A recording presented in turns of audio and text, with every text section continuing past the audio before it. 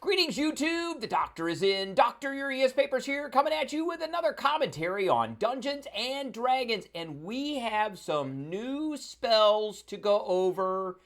They're coming out in the D&D Drops. So this is the first one we're going to do. We're going to do these in alphabetical order. It is called Astral Flood. We are going to look at the spell. We're going to go over it. We're going to tell you about it, what I think about it, what I think it's good. We're going to compare it to a couple other spells. We are going to give it a grade. And then we'll kind of wrap it up at the end. So we got a lot to go over, a lot to talk about. Stay tuned and don't go away. Nice. Why can't we have some meat? What about them? They're fresh. All right, before we begin, don't forget to hit that subscribe button. If you like this video, hit the like button. If you have any questions or comments, please leave a question or comment. Don't forget to hit that notification bell. Don't forget to hype this video. Don't forget to share this video. And don't forget to hit the notification bell. All that stuff, everything. Let's go. All right, Astral Flood is a third level spell with one action. It is a cone. So it starts at you. And it has a range of 30 feet. So that means the end of the cone is 30 feet wide. It's 30 feet from you, and it's 30 feet wide. Verbal, somatic, and material component. The material component is a mixture of water and powdered silver if you care. If you don't care, then it doesn't really matter. It's worthless, so there are ways of getting around that. Instant duration, which means it goes off right away. School of Evocation, that makes sense for this spell. It is a dexterity saving throw.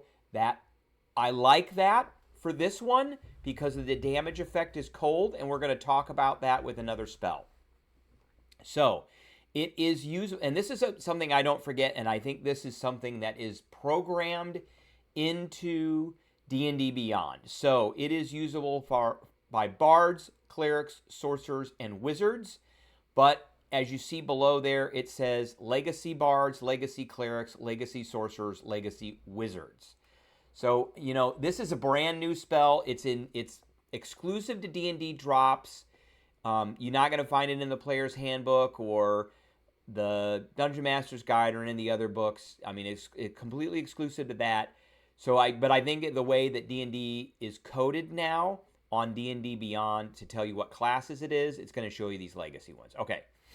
So, you channel energy from the astral sea to unleash a torrent of magic from you in a 30-foot cone. So the only part of that you really need to pay attention to is a 30-foot cone. Each creature in the cone must succeed on a dexterity saving throw, and we're going to talk about why that's important, or take 4d10 cold or radiant damage. Your choice of damage type determines the additional effect. Now, there's something missing here. Something missing, and that is that saving throw. If the saving throw is passed, there's no half damage. So they make a saving throw. If they fail it, they take the damage. If they pass the saving throw, they're not taking nothing. So you could choose cold or radiant. You choose it when you cast the spell. Your choice of damage determines an additional effect. So if you do cold damage, the target has disadvantage on the next d20 it makes before the end of your next turn. And if you choose radiant damage, the target can only see within 15 feet of itself. So it's basically blinded by light, essentially. That's the radiant part of it. So the target can only see within 15 feet of itself, and it has the blinded condition for everything beyond the distance until the end of your next turn. Now, the saving throw, I'm going to read that sentence again. It says, each creature in the cone must succeed on a dexterity saving throw or take cold or radiant damage. Okay?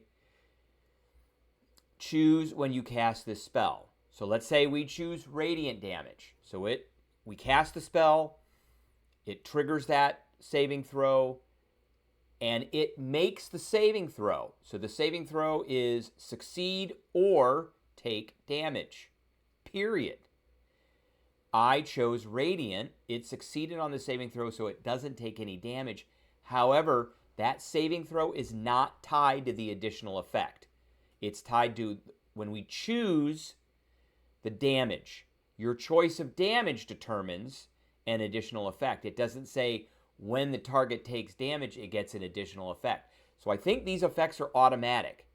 So regardless of whether it makes that saving throw or not, it's getting the additional effect, which makes this a very good spell. And then obviously you can upcast this spell to do more damage, and that's another D10. So let's talk about this in comparison to Fireball, because this is a 3rd level spell.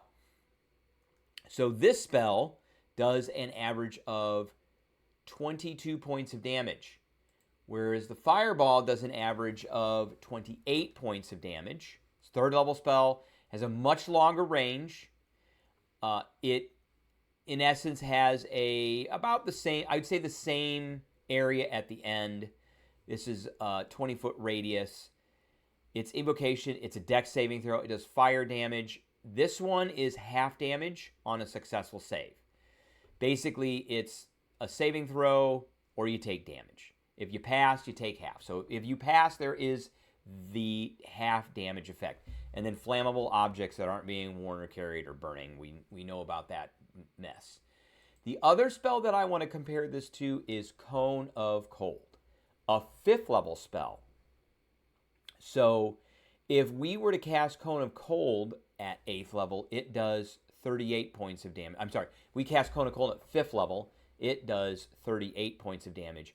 If we were to cast Astral Flood at 5th level, that means upcasting it, it's going to do 33 points. So it's pretty comparable. It's not bad. It's comparable. Cone of Cold, it's a 60-foot cone instead of a 30-foot cone. It's a con save, which we don't like. We don't like that. We do like the dex save better, and there are ways of shutting off a dex save too. So it's a not so great saving throw. It does a little bit more damage. It does do half damage on a past saving throw. You can upcast it.